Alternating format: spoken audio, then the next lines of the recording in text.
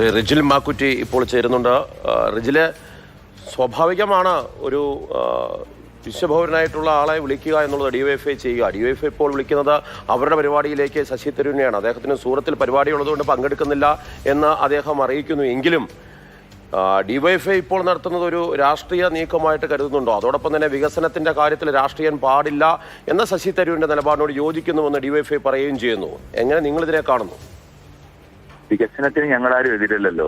കേരളത്തിന്റെ വികസനത്തിന് ഞങ്ങളാരും എതിരായിരുന്നില്ല. കേരളത്തിലെ വികസന രംഗത്ത് ഐക്യ ജനാധിപത്യ മുന്നണി നടപ്പാക്കിയിട്ടുള്ള ഒരുപാട് നേട്ടങ്ങളുണ്ടല്ലോ. പക്ഷേ അതിനെ പെരുപ്പിച്ച് കാണിക്കുക, ഈ നാട്ടിനകത്ത് എല്ലാ വികസനങ്ങൾക്കും തടയിടുകയും അതിനെതിരായി സമരം നടത്തുകയും മുദ്രാവാക്യം വിളിച്ച ആളുകൾ ഇന്ന് ഇത്തരത്തിലുള്ള കാര്യങ്ങൾ പറഞ്ഞ് ഞങ്ങളാണ് ഇതിന്റെ ആളുകൾ എന്ന് പറയുന്ന ഒരു വിഷയമാണ്. അതുമായി ബന്ധപ്പെട്ട വിഷയമാണ്. ഇപ്പൊ ശശി തരൂർ അദ്ദേഹം എടുത്ത നിലപാടിന്റെ ഭാഗമായി തന്നെ പല ചർച്ചകൾ നടക്കുന്നത്. ഡിവൈഎഫ്ഐയും CPM ഒക്കെ കോൺഗ്രസിനകത്ത് നിന്ന് ആരെങ്കിലും ഒരു വ്യത്യസ്ത അഭിപ്രായം പറഞ്ഞ് അവരെ ചാക്കിട്ട് പിടിക്കുക എന്നുള്ളതാണല്ലോ. അപ്പൊ സ്വാഭാവിക പാലക്കാട് തെരഞ്ഞെടുപ്പിലൊക്കെ നമ്മൾ കണ്ടതാണ്.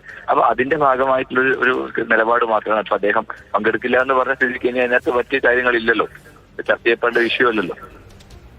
അതായത് രാഷ്ട്രീയമായിട്ടൊരു അന്തരീക്ഷം അത് തെറ്റായ സന്ദേശം നൽകും എന്ന ഒരു താക്കീത് കൂടി വന്ന സ്ഥിതിക്കായിരിക്കുമോ ഇങ്ങനെ ഒരു തന്ത്രപരമായ ഒരു നീക്കം അല്ലെങ്കിൽ ഒരു മറുപടി തരൂരിന്റെ ഭാഗത്തു നിന്ന് ഉണ്ടായത്?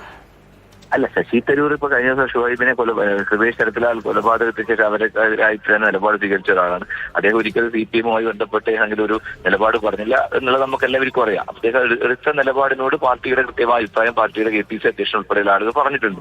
സ്വാഭാവികമായി അതിനകത്ത് എന്തെങ്കിലും കുളം കലക്കാൻ പറ്റുമോ നോക്കുകയാണ്. അപ്പൊ അതിന് അദ്ദേഹം നിന്നു കൊടുത്തിട്ടില്ലല്ലോ. പിന്നെ അതിനകത്ത് വേറെ ചർച്ചയ്ക്ക് പ്രസക്തിയില്ല.